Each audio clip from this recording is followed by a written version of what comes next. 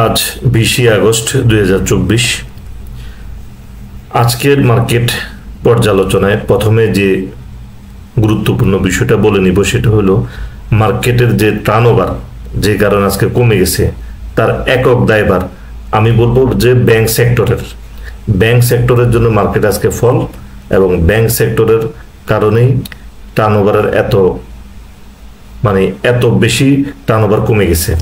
তো যাই হোক, আমরা মার্কেটের পর্যালোচনায় প্রথমে দেখি ডিসিএক্স 5715 তে এসেছে, 60 পয়েন্ট মাইনাস, টার্নওভার 518, যেটা গত কার্যদিবস থেকে 288 কোটি কম।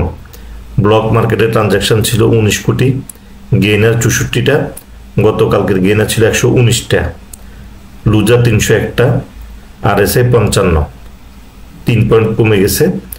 পি রেশিও 13.44, একটা মার্কেট পি রেশিও। আর এই পাশে আমরা যেটা ডান পাশে দেখতে পাচ্ছি এটা হলো ডিসিএক্স এর গ্রাফ। তো এমএসিডির পজিশন অনুযায়ী মনে হচ্ছে এখান থেকে আরেকটা দিন হয়তো কারেকশন আসতে পারে, তারপরও আমাদের আজকের শিরোনাম যেটা হলো আগামীকালের মার্কেটে মুক্তা খুঁজবো। হ্যাঁ, আজকেও আমরা মার্কেটে মুক্তা খুঁজে পেয়েছি, আজকের মার্কেটেও, যে এই ফল মার্কেটেও।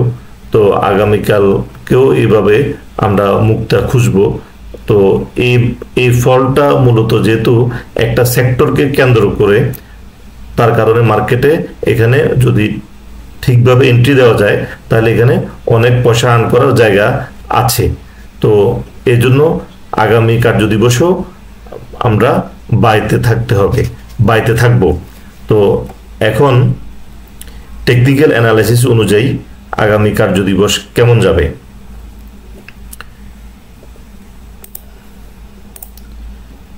টেকনিক্যাল অ্যানালাইসিস অনুযায়ী এটা আজকে ন্যাচারাল ফল, কোনো বড় পার্টি ইনভলভমেন্ট ছিল না, সেলার ছিল, লুজার বেশি, তো সবই আজকে নেগেটিভ। তো ওই সেন্সে যে মার্কেটে আগামীকালও নেগেটিভ থাকতে পারে, তবে আমরা নেগেটিভ থাকুক আর পজিটিভ থাকুক, আমরা আগামী কার্যদিবসে অবশ্যই বাই মুডে থাকবো। এটার কারণ হলো মার্কেটের চার্টের পজিশন বলছে যে এখানে বাই করলে একটা প্রফিট আসার সম্ভাবনা আছে। আর যেহেতু একটা সেক্টরকে কেন্দ্র করে মার্কেট ফল, হয়তো ওই সেক্টরের ভলিউম চলে আসলে তো দেখা যাবে যে মার্কেট আবার দেখা যাবে যে এখান থেকে আরো জোরালোভাবে মার্কেট বাড়বে। আর মার্কেটের যে প্যাটার্নটা এখানে দেখি, মার্কেটের যে প্যাটার্ন এখানে আমরা একটু খেয়াল করব। এটা হলো ডিসিএক্স এর গ্রাফ।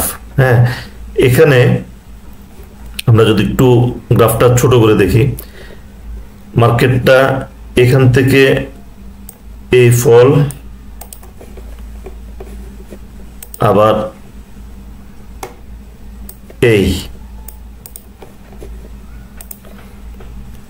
আর এখানে ডাউন ছিল, এখানে আর এই পোর্শন হলো ডাউন ছিল।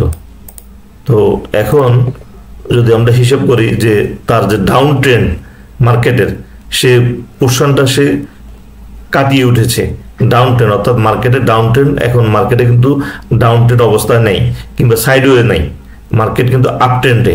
তো আপ ট্রেন্ডে যেটা হলো 800 পয়েন্টের যে এখানে যে 800 পয়েন্টের যে আপ ছিল সেটার কারেকশন।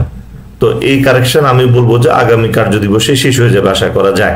টেকনিক্যাল অ্যানালাইসিস অনুযায়ী আগামী কার্যদিবস শেষ হয়ে যায়। আমরা যদি এখানে যদি একটা লাইন ড্র করি, এই লাইনটাকে যদি আমরা বড় করে নিয়ে আসি,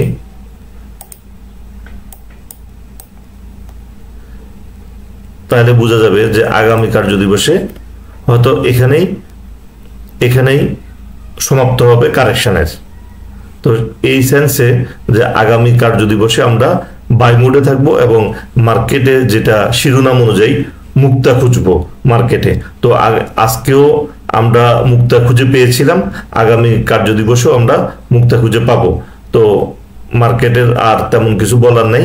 আর মার্কেটের পজিশন অনুযায়ী মার্কেটের আমরা কি ধরনের পজিশন, এটা হলো আমরা অবশ্যই এখন, যদিও ক্যাশ ইনভেস্টর পজিশনটা ক্যাশ হওয়া উচিত, কিন্তু আমি এখানে প্রেফার করব শেয়ার নিয়ে মার্কেটে পজিশন নেওয়ার ব্যাপারে। আগামী কার্য দিবস থেকে শেয়ার হাতে নিয়ে আমরা মার্কেটে পজিশন নেব।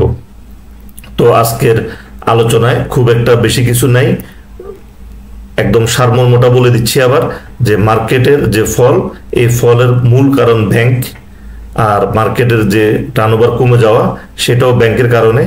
আর আমরা যে 4টা প্যারামিটার দিয়ে আমরা মাপি মার্কেটকে, সেটা সবগুলো নেগেটিভ। তো আগামী ওই অনুযায়ী আগামী কার্য দিবসও মার্কেট নেগেটিভ থাকার সম্ভাবনা বেশি। কিন্তু মার্কেট যেহেতু আপ ট্রেন্ডে, সেহেতু আমরা আগামী কার্য দিবস থেকে বাই মুডে থাকব, এবং মার্কেটে অনেক ছোট ছোট গ্যাপ এবং প্রফিট দিবে, এই প্রফিটগুলো আমরা ধরবো আগামী কার্য দিবস থেকে। এবং আমি আশা করব মার্কেটের কারেকশন এখানেই শেষ।